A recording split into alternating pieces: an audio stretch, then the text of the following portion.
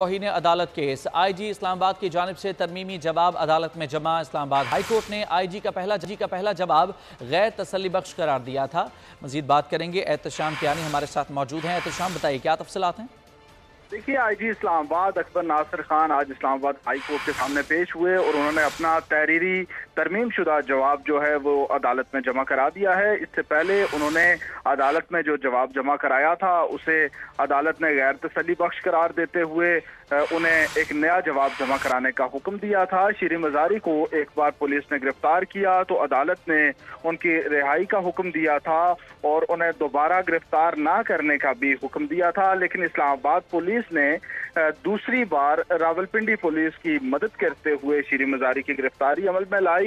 اس پر توہین عدالت کی درخواست دائر کی گئی تھی اور آئی جی اسلام آباد کو عدالت نے ذاتی حیثیت میں طلب کیا تھا۔ اب عدالت نے جواب کی کاپی پٹیشنر کو فراہم کرنے کا حکم دیتے ہوئے کیس کی سماعت غیر معینہ مدت تک ملتوی کر دی ہے۔ بہت شکریہ آپ کا تفصیلات کے لیے احتشام۔